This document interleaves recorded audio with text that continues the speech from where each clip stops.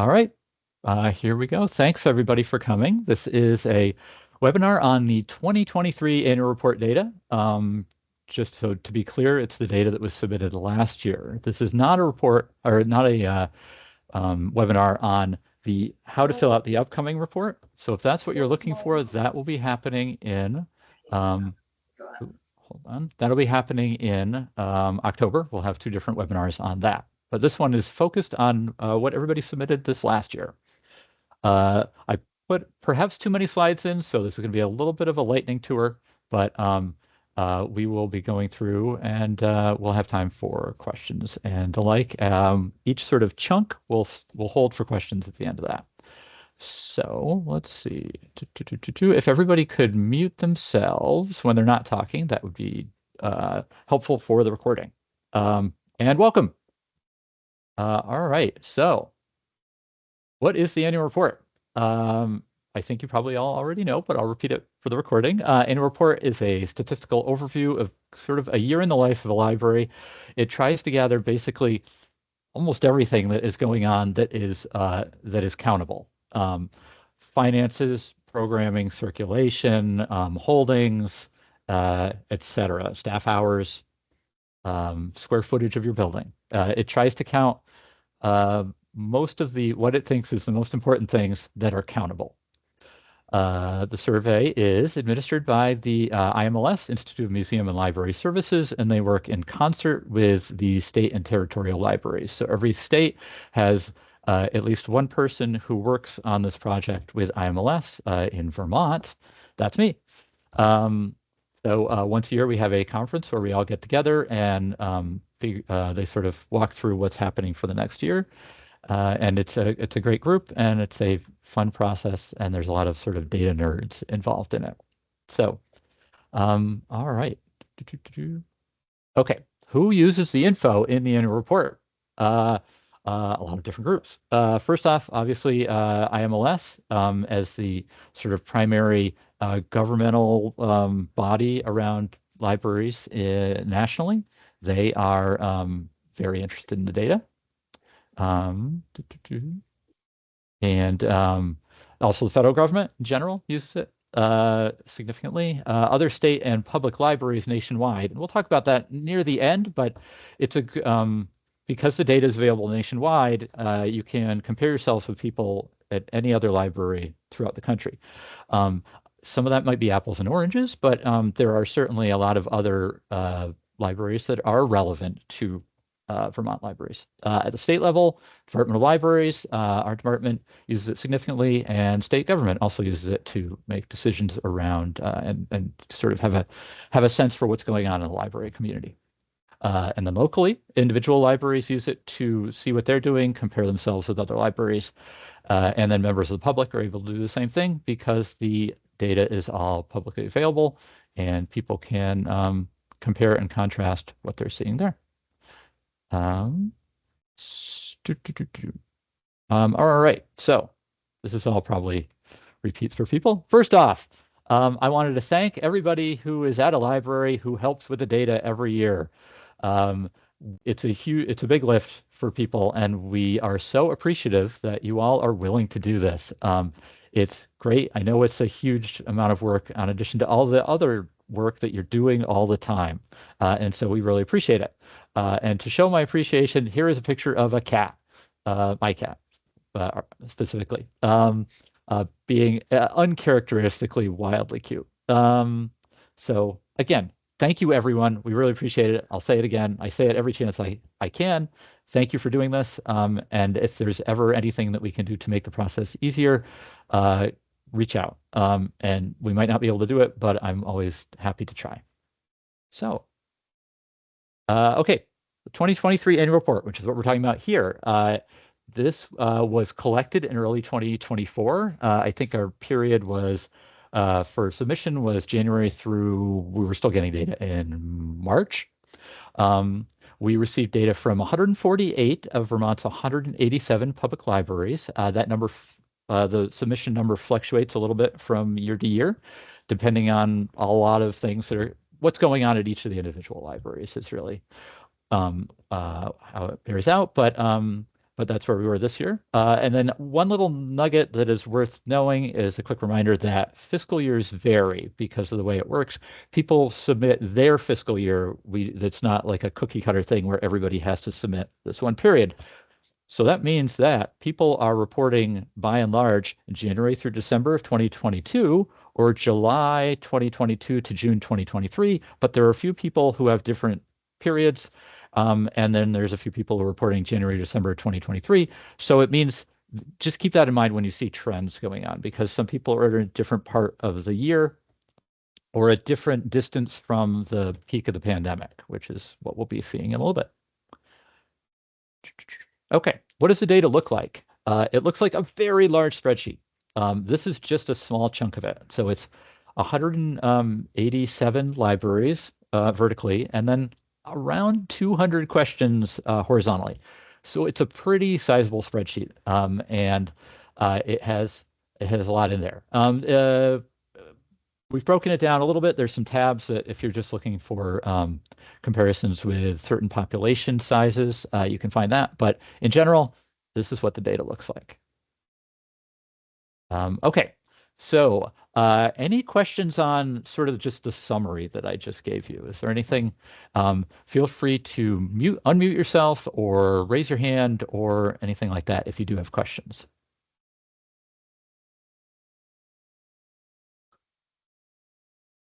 Okay, so we'll jump forward. So the first thing we're going to talk about is totals for 2023. So this is basically just add up all the numbers for all the libraries who submitted. So totals are in some ways are not usually the best thing to sort of get an idea of what's going on because they're super dependent on who submits in a given year. If 5 fewer libraries submit, or if a somewhat large library submits, your totals can vary somewhat because of that. So totals aren't usually what we use a lot, but they are kind of easiest to understand, and they're good for kind of for making analogies. So we're going to go through totals initially. Okay, so all the percentage changes are from 2022. So if things go up and down, it's just in comparison to the previous year. For example, libraries hours open were up 3% from the previous year. That total, 230,000, is more than 26 all-night convenience stores open 24 hours a day, 365 days a year. That number is probably just a remainder of getting away from the pandemic, is what that 3% probably is. But if also a few libraries may have expanded their hours. I think that has happened a bit too. Annual visits. We're at 2.1 million. We're up 23% from the previous year, which is great. That is, again, significantly movement away from the pandemic, I suspect, and people coming back in the building, hours being larger. So that would average out to every single person in Vermont visiting more than 3.3 times a year, which is great. Next, registered borrowers is down 1%. We're at 273,291. The registered borrower numbers can differ a little bit, so I don't think that downward movement really means anything significant.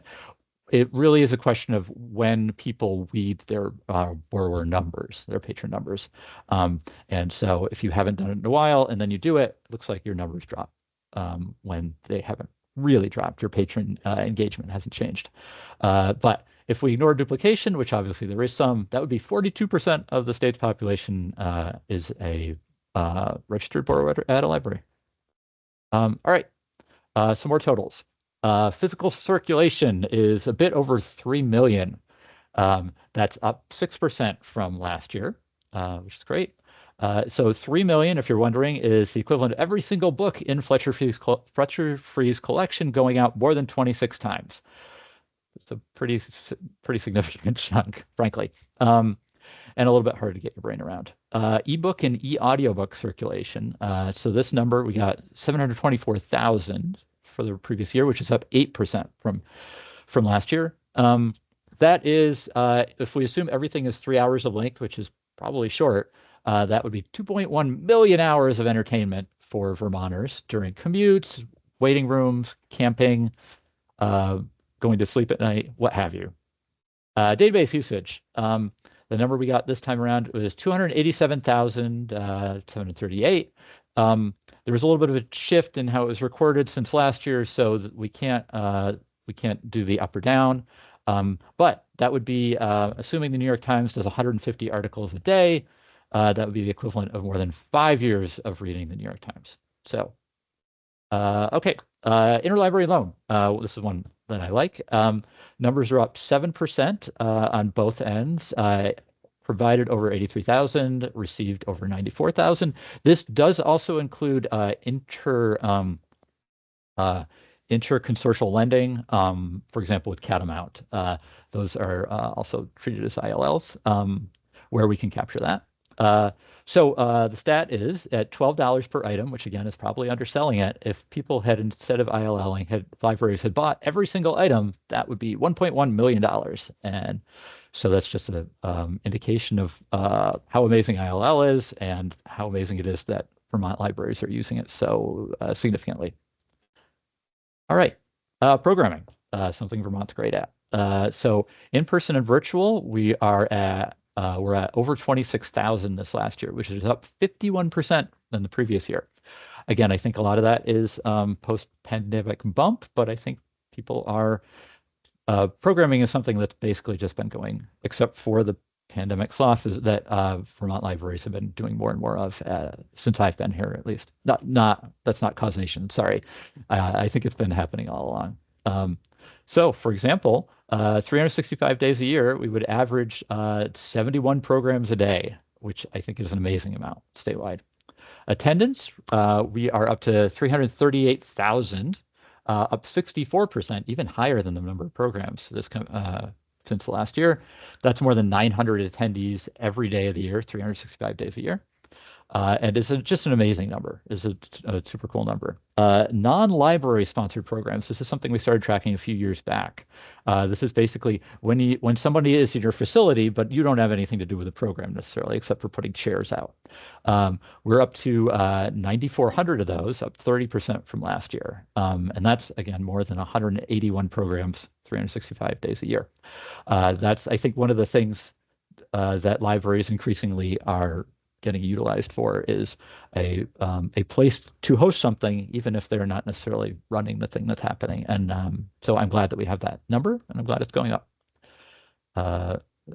So, okay, this is number of items in collection. These are actually down a little bit, you'll see. And I think that's probably just a question of weeding, or in many cases, maybe right-sizing collections, items that haven't been used as significantly. But we still have a total of 2.4 million print items, 217,000 physical video ones, 102,000 physical audio. I think physical video and physical audio are things that, in many cases, are decreasing for libraries as people don't necessarily have the players that would work for them, but they are still in use. And then non-traditional physical items, we're at 10,000. That's down 4%. I think that is probably more an idiosyncrasy of how it was being counted and who submitted.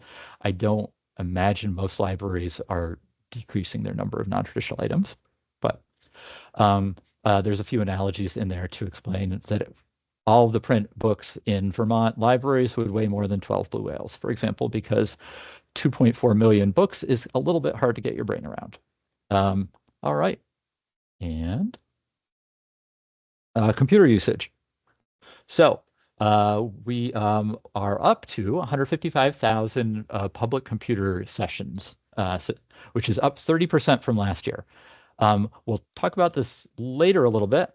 This does still seem to be a number that is gradually on the decline, but it dropped like a rock during the pandemic and has bounced up significantly from there. I think it still might be a net downward trajectory as more and more people are using their own devices. But Wi-Fi sessions, contrasting, up to 905,000, knowing that Wi-Fi sessions can be a very hard thing to track for people. It's very equipment dependent.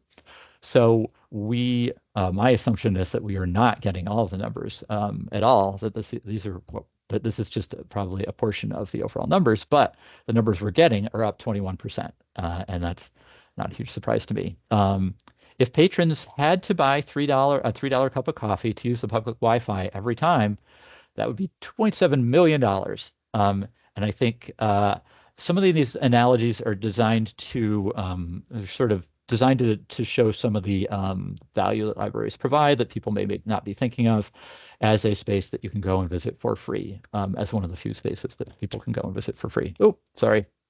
And reference questions. This is another one that is not captured equally throughout everybody, but they were up, the numbers were up 7% from last year, which again, not totally surprising post-pandemic. Okay, so I'll go through this part a little faster. So we talked about totals before. And I said that in general, I don't know that those are the best numbers. They're sort of good and splashy numbers, and they're easy to get each side to kind of make analogies around, get your brain around, but they're not necessarily indicative of the way that things are moving, because they're very dependent on who submits. So there are a couple of ways if you're going to kind of do an average, and I think that's probably not a bad way to start. Averages, when we usually say average, we're talking about the mean. To make the mean, you basically add up all the numbers you have and then divide by the number of libraries who submitted. So, get a total, get that. That's sort of, since grade school, that is the way that we would come up with averages. And that's fine, but what we usually use is called median. With a median, you sort of arrange the numbers lowest to highest, and then you pick the middle one. The middle one ends up being the median.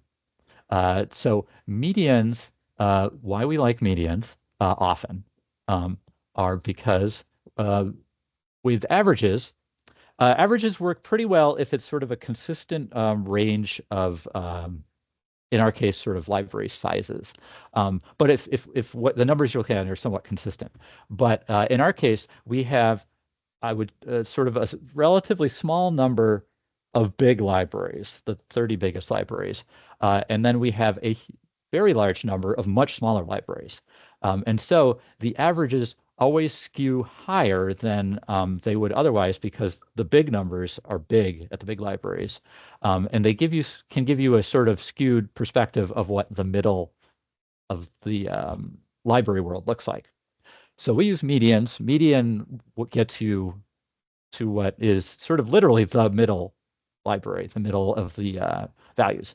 Medians still have their own challenges sometimes, which we'll talk about a little bit later, but that's usually our starting point is medians. So I'm going to skim through the medians here. So median size library has 1,800 population, 1,853 population. I've also included the ranges to show you how big the disparity can be. This is not a surprise to anybody, any of you, but populations differ from 278 all the way to 44,000 people. So that's what we're dealing with here in Vermont. Huge range. Hours open vary dramatically. 1,600 hours, which is about 31 a week, is the median number. That's up 19% from last year, but it ranges all the way from 255 for annual numbers all the way to 3,016. So huge disparity. Registered borrowers, same situation. 1,055 is the median. Ranges all the way from at the smallest end to 141 libraries all the way up to 17,000 patrons. Annual visits, same thing. We're up to 5,800 as the median. That was up 28% from last year. Again, showing pretty good growth. You can see the range there. And then reference questions. Oh, I don't want to raise my hand. I want to go to the next slide. Okay, so this one's sort of fun. Facilities. The median library in Vermont was built in 1912. But the answers range all the way from 1781 to 2021. So huge variety there. If anybody's wondering, 1781 is the Roger Clark, the building the Roger Clark Library in Pittsfield is in.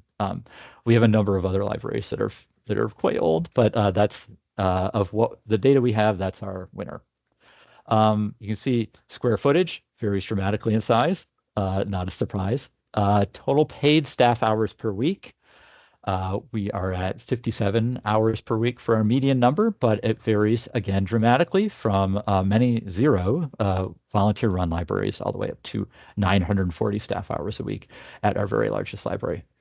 Volunteer hours do the same thing. They vary dramatically. 8 is in the middle, but at the low end, there's 0, and at the high end, it's all the way up to 108 hours per week. And again, the volunteer hours number is up, probably post-pandemic bump. Okay, more medians, local tax support. Again, sort of the medians create a kind of hypothetical middle library, the 50th percentile library for all of these topics. And it gives you an idea of where the middle is. And you can, it also can be a thing to compare yourself against, you know, where you are compared to the middle. Okay, total local tax support. You see the middle is $78,000 in tax support. Other income is 11,000. Both of those vary dramatically, as you would be unsurprised to hear. The local tax support is up, inflation and everything else that's going on. Other income is down. I think that is probably due to the grant, pandemic era grants kind of diminishing. So that's my guess for what that's doing there. Expenses, you can see material expenses, staff expenses, and other expenses. We have a little chart about that later, but you can see where things are at and then the ranges on those. Okay, collections. Oh, I'm sorry. I'm not even mentioning the photos that I was using, but these are photos that we grabbed from various trips that we've been on and or have otherwise visited libraries. This is interior Norman Williams in Woodstock.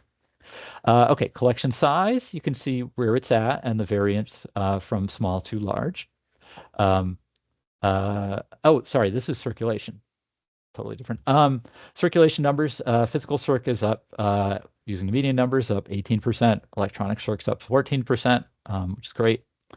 And then we see physical books in the collection. The median number has changed upward just a little bit.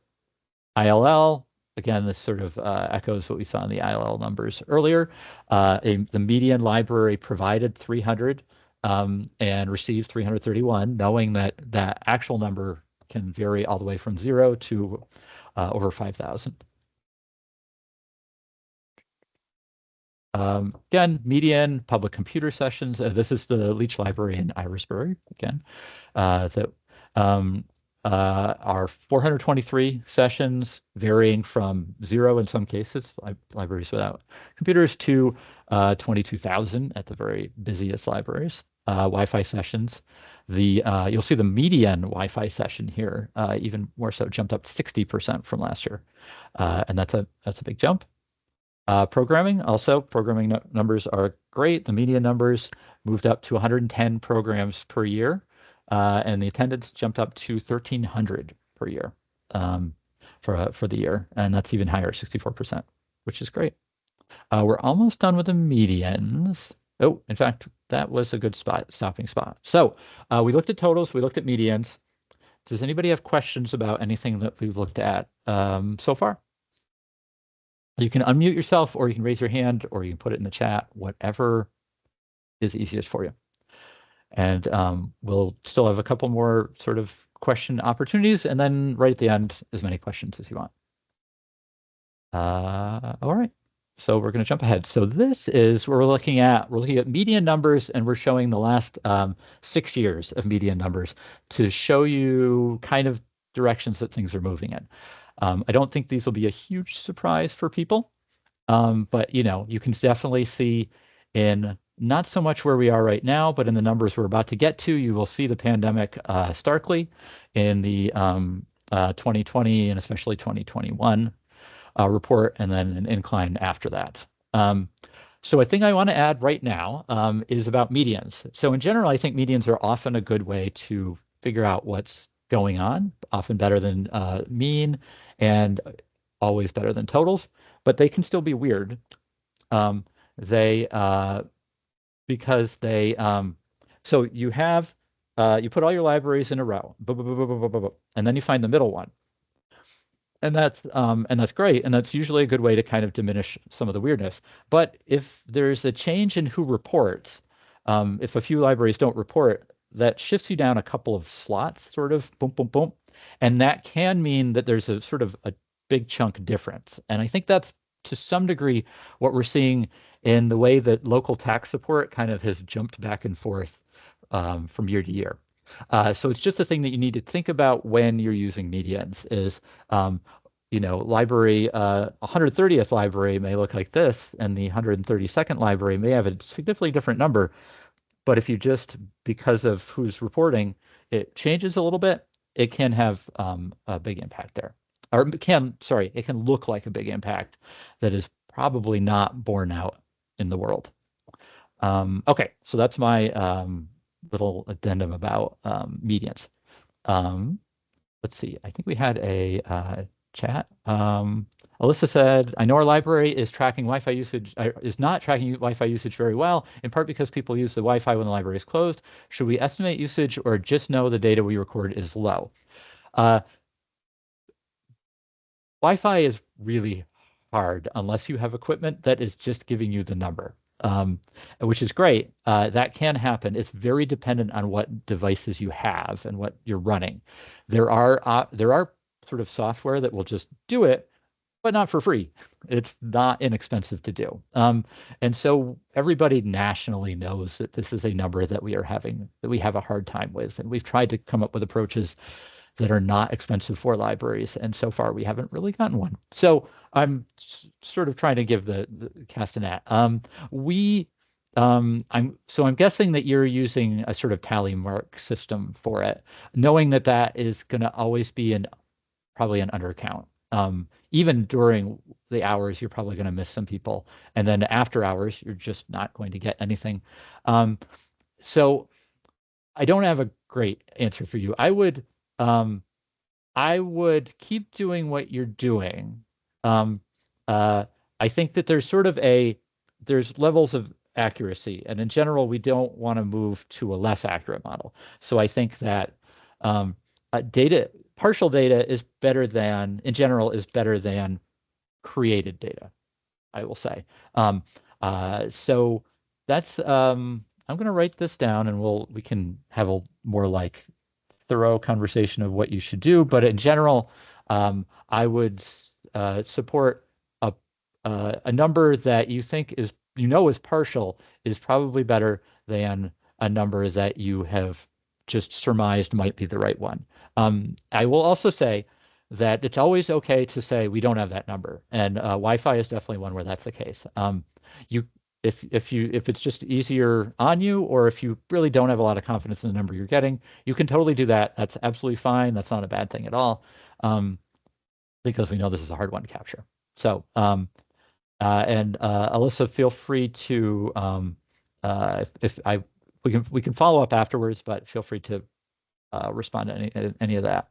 But the short answer is I would stick with estimate the number that you're getting right now is probably better, but you could also submit that you don't have the data, and that's fine too.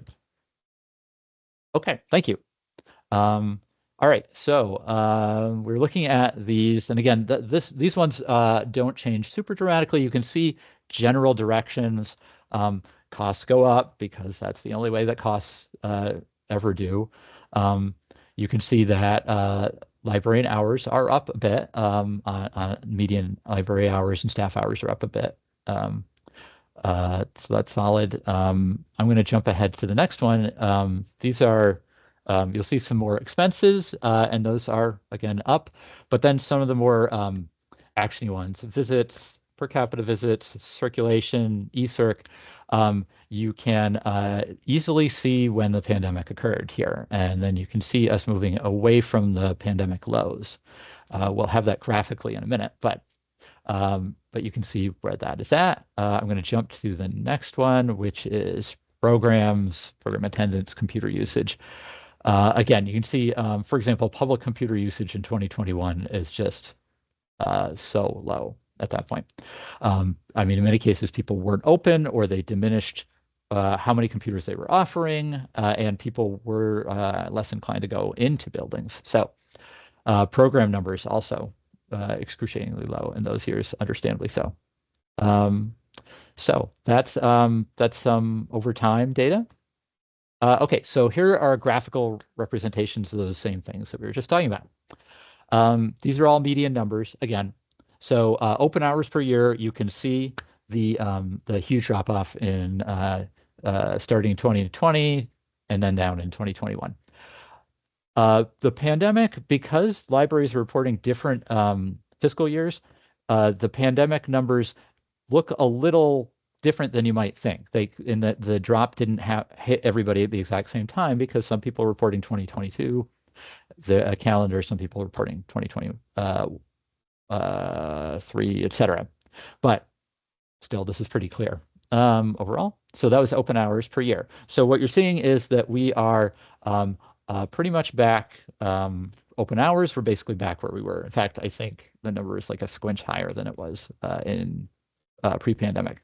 Annual visits, you can see the enormous drop-off during pandemic. So we're not back where we were in 2019, for example, but we are definitely headed in an upward direction. And I'll be really curious what the 2024 numbers look like and to see if we've continued to make up that drop or where we're at. But that's annual visits. Okay, so this is physical circ and eCirc added together because it's sort of because it made more sense in 2024 to do that, I think. So we see the drop off, mostly physical. eCirc did not have a huge jump, but didn't go down at all during, even though libraries were not open, or not always physically open to tell people about it. People were still finding it. And when you add the numbers together, we're pretty close. We're not quite where we were at the peak of 2017, but we are close to that. Okay, so this one is an interesting one. Programs in attendance. Again, not super surprising. So programs are the white bars and the axis on the left side. Attendance is the yellow bar and the right, the axis on the right. So a thing I want to tell you about this sort of graph is that it looks like the numbers work great. Like it looks like the yellow line is in the same spot. That makes sense with the white bars. But effectively, that's an arbitrary position. It makes it seem like, and you're going to see one later where this is more pronounced, where this is like the right amount. Everything is the right amount. But it's basically the graph has done this to make it sort of look coherent. But what it does show is that the drop-off was commensurate. We lost as many, the programs diminished and attendance diminished in the same sort of way. And they've been continuing to move back up. And again, I'll be curious to see what 2024 looks like. Dina said, an important thing, I think, good to see annual visits are lower overall post-pandemic. It's not just us. Yes, I think that is true. There are some variations in people, but I think most people are seeing, most libraries are seeing the same thing. The numbers that are down tend to be down at most places, I think. And again, back up from last year, but not back to the post-pandemic. So you are not alone. I think that's actually going to be a general takeaway, is that whatever numbers you're seeing, you're probably never alone. Probably there's whatever idiosyncrasy you're seeing, there is probably at least a bucket and probably a huge swath of the state that is seeing the same thing. But thank you for saying that, Dina. Okay, we're going to jump ahead to one more. This is public computer and Wi-Fi usage. Okay, so again, we're using the same axis, but the white bars are public computers. The orange lines are Wi-Fi usage. We see that public computer usage was already headed down. And if this chart went earlier than 2017, you would have seen it going down before that.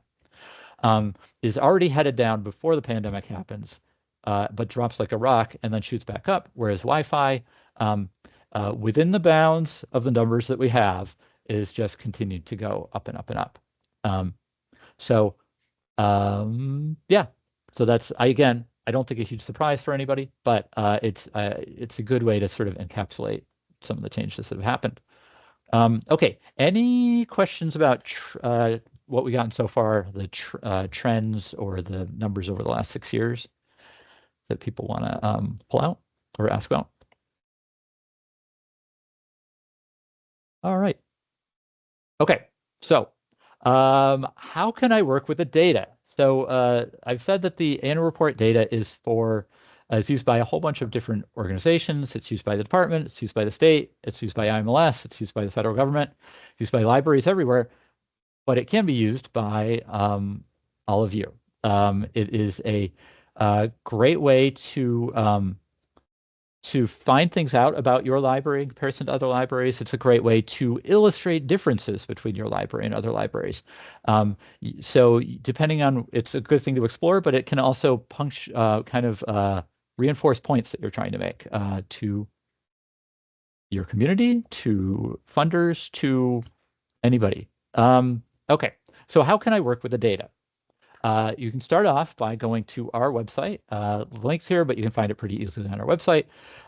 It has public library statistics for the last 9 years, I think, easily. In each case, it's available in an Excel file you can download, or in lately we've been putting in Google Sheets as well if you don't have Excel, or it's just easier to do that.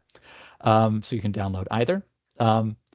You should, start with what you're trying to find out or to illustrate. Figure out what that might be, and maybe you don't know. So maybe you want to look at everything. So in either case, what you're going to do is find comparable libraries. Find who you want to compare yourself against. That can be by population, by overall revenue, by the number of staff, by library type, municipal or incorporated, by geography. You want to say people in the county, or all of these. You can say, I want to look at people who have roughly the same population as us, are incorporated, and are in Windham County.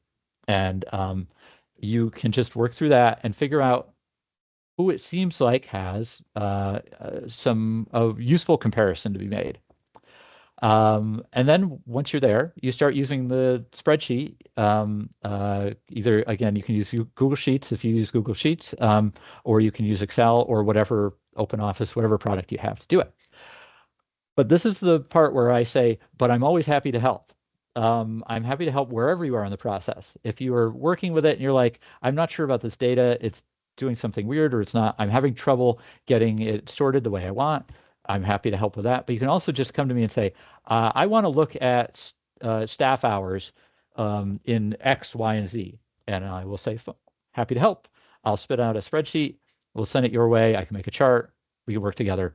I'm always happy to do that. I mean, that's why the data is here. It's the data is great, but the data is especially great when it gets used. And so I'm always happy to help with it getting used at any point in the process. So don't ever hesitate to get in touch with me about that. All right, so we're going to talk about a sort of hypothetical example. How can I work with the data?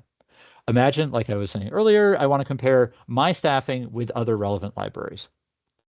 You start by selecting comparable libraries, however you pick them, and that may take some exploration. You may discover that libraries that you thought were comparable have some significant difference, or the reverse. Libraries that you're like, oh, they're a big library, they are nothing like us, and then you look at the numbers, and you're like, they're actually not that different from us. So there can be some trial and error that happens there. So it can be in terms of population. We said all these before, but I wanted to just make a point about population. The population in the report is a number that the department, comes up with. We've used the system throughout, but it's a very specific number. For libraries, if you're the only library in your town, probably you're going to have the same number too.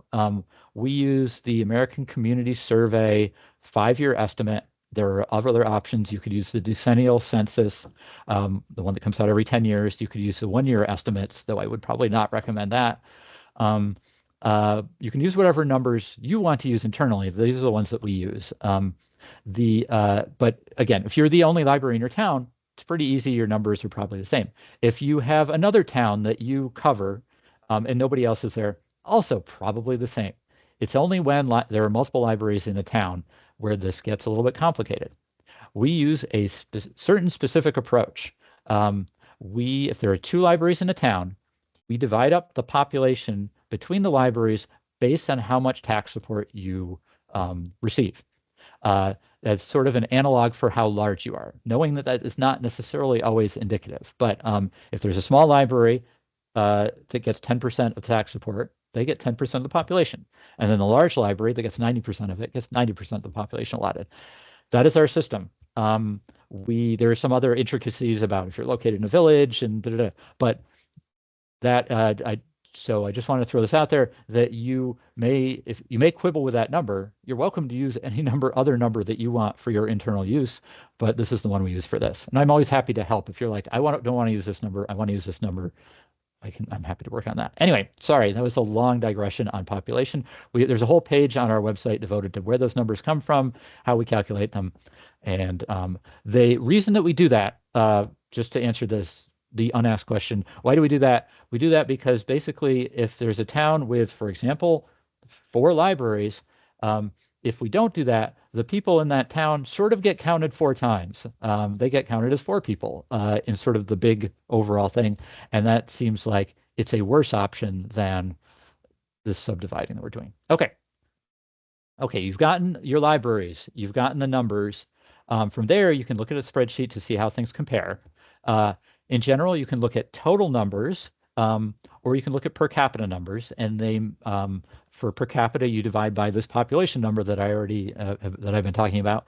And in either case, they may give you more useful information. Per capita is a little bit easier to compare big and small libraries. There's a little less apples to oranges than if you're looking at totals, but depending on what you're doing, one or the other may make sense. And then based on those results, you can see whether your staffing is out of line with comparable institutions. So, for example, these are made-up libraries showing population and staffing and total support. You can see there's a variation. Some of them are incorporated, some of them are municipal. Some of them are slightly larger or slightly smaller, but I've tried to pick people who are roughly comparable in size. So this is sort of a starting point to figure out who your library is, and whether maybe there's a disparity in how you are being funded or staffed. For example, well, let's look at so you can look at the table, but I made a chart. So this chart shows you total staff hours per week. And you can see each of the libraries, how many hours they have. So based on this number, which ignores population, we can see that Beasington is doing very well for itself staffing wise, that they have a solid number of staff. A lot of libraries fall in the middle. And then Echidna Village, Aardvark Station, and especially Horston have significantly lower staffing. And you can continue to look at the numbers and think about whether that's a thing that you would want to highlight if that was one of your libraries. Here we have, okay, so this is sort of taken to the next level. Here we have open hours compared to staff hours. The open hours are the left side axis and the purple bars. The right side axis and the orange line is total staff hours per week. So this is one of the things that I was saying earlier. This chart a little bit implies that there is a correct amount of staffing for open hours because of where the orange line is in comparison to the purple bar. That is deceptive if that's sort of an indication you're making. I mean, you could feel that there is a right amount, but the chart puts it to some degree, where it makes the most sense in the chart. But you can see sort of disparities. Places who have more open hours and less staffing. Horston especially there's the biggest differential between open hours and staff hours. So again, this might give you some talking points. And I'm always happy to help out with tables, charts, working this data, any of the above. Any questions about how you would work with the data, or any of the stuff that we just covered.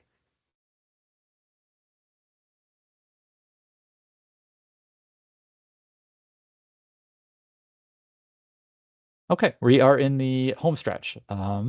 And thanks for your patience with a lot of charts and tables and everything else.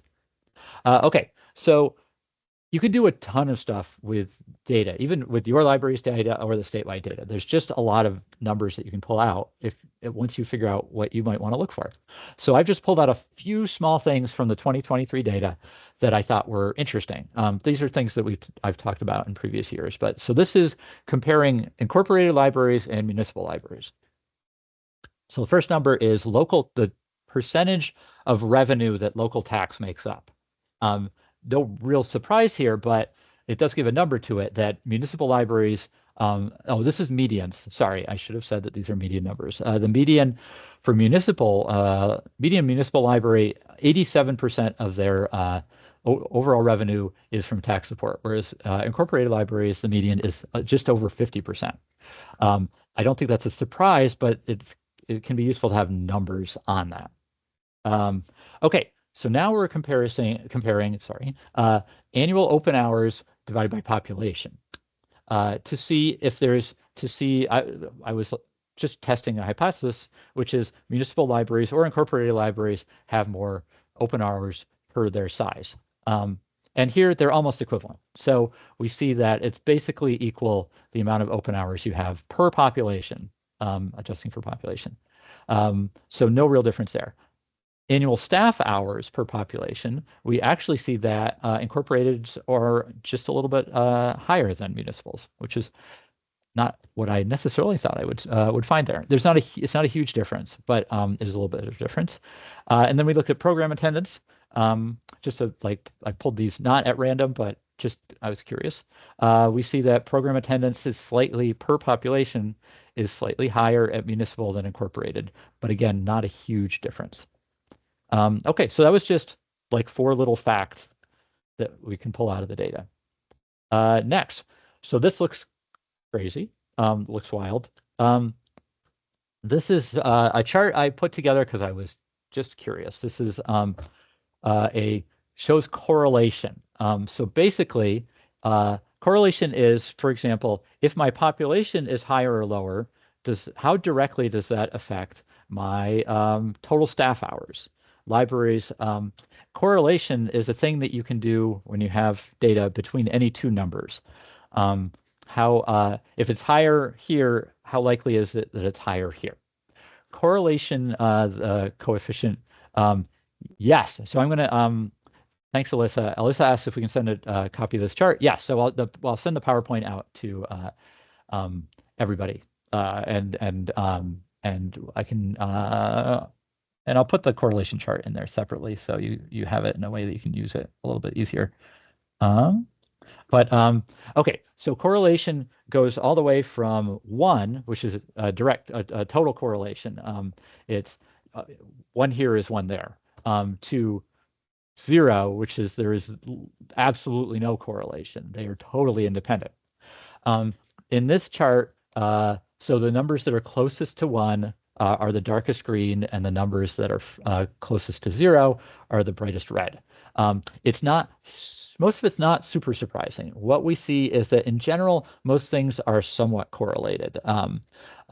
Population, staff hours, tax support, total revenue, number of borrowers are pretty above 0.9, so pretty correlated to one another. All those things. If you're bigger, you have more population. You have more population, you have more staff hours, et cetera. If you're smaller, all those things are, and in each individually, if you're if your tax support is lower, your annual visits are lower. If your tax support is higher, your annual visits are higher. So the most interesting thing is the ones that are not as related.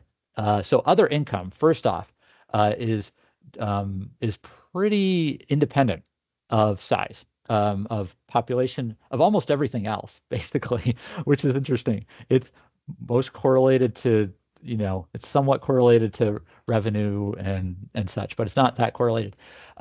So other income is typically donations, other fundraising. It's fees a little bit, but that's not usually huge.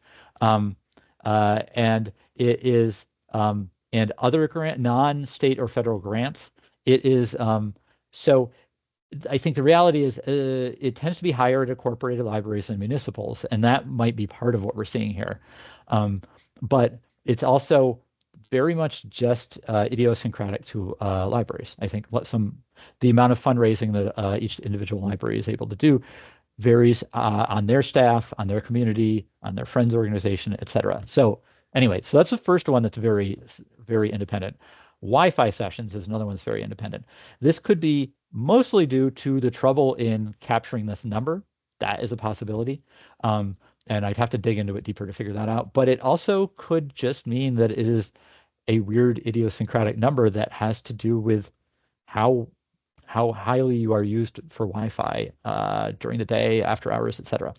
You'll see programs are a little bit independent of the other numbers. So okay, so this is correlation. You could stare at this thing for a long time, and I have stared at it for a bit. But it is it's interesting to see what in general is related and what isn't. Okay, here's another quick one. This is I broke down circulation first off by physical into physical, ebooks, audiobooks, and then broken down by children, adult, and YA. So the first chart on the left is the big one. It shows you that 44%, this is a median number, 44% of physical of all your circulation is physical adult books, 44% is children's books, and 1% is young adult books. And then over on the side, we have the larger one, which gets broken out on the right, is audiobooks. So 7% of usage is adult e-audiobooks, and then 1% children, something less than 1% YA. And then you see the sort of the slice up above is ebooks. Ebook usage is in general lower than e-audiobook usage for most most libraries. Here we see 3% for adult ebooks and then less than 1% for YA and children. This is mostly just a demonstration of the type of thing you can make out of your numbers and statewide numbers. But maybe it's also interesting to see where those percentages are at. Here's another one. This is about expenses. This is another pie chart one. The center one, the largest one, shows you that the lion's share of expenses, as in many organizations, is staff, followed by other and collections. And then you can see on the left, we see other broken down into building operations, technology, programming, and again, other. And then the right is broken down into collections expenses, which are predominantly print, with electronic, and then other broken out separately. Again, this is sort of just to tell you what a thing that you might be able to do that might be useful to you and your community and your library. Okay, very briefly, I'm going to talk about the search and compare tool.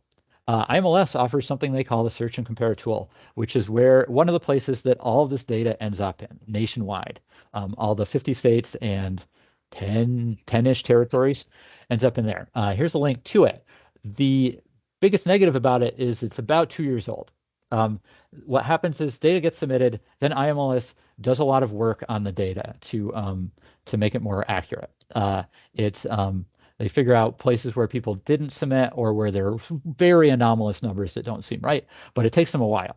So the plus side is you can see all sorts of stuff there, and you can see it nationwide. You can compare yourself easily with anybody throughout the nation. You can find libraries that are comparable in other states, but you have to know that it's 2 years out of date.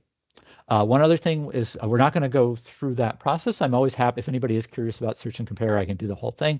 There is a webinar linked where they will go through all that. There is a spot where it says rural, city, suburban in there. You will need to know that it is a little bit different than you think. It's a little complicated. It ends up being something called locale codes, which Vermont libraries have as well. And you would think that every Vermont library is rural, but in the system they use, that's not the case. A lot of the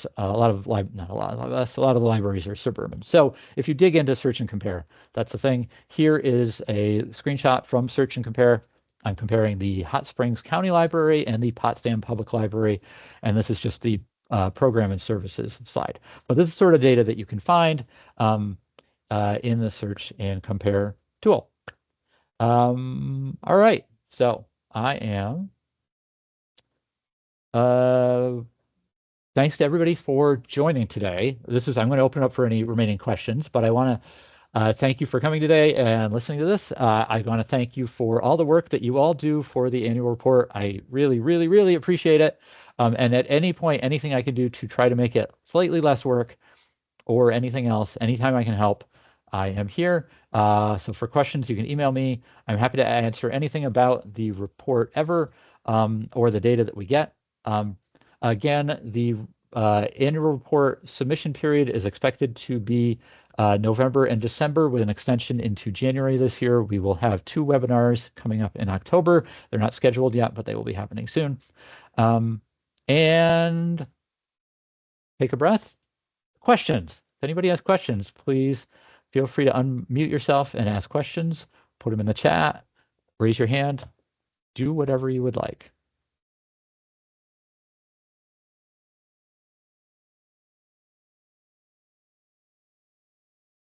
And I appreciate you're watching what is a pretty dense PowerPoint. Thank you.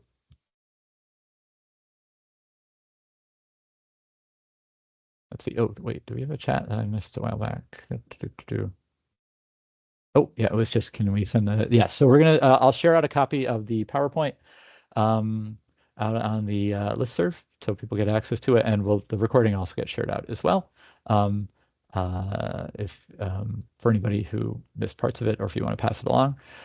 Again, the most important takeaway I would say is that if you're interested in working with your data, please, you're welcome to do it all on your own, but please feel free to ask me for help or advice or just any sort of like a starting steps to it. It is my job. I'm always happy to help with it. And do not hesitate. I mean, that really goes for anything report related. Don't ever hesitate to reach out to me about report related questions, whether filling it out or dealing with the data. But I am always happy to assist. And we're at time. So again, unless anybody has questions, I will stick around for a couple of minutes. But thanks so much for coming. And I hope everybody has a great rest of your day, has a nice weekend, and I will talk to you all soon. Thanks again.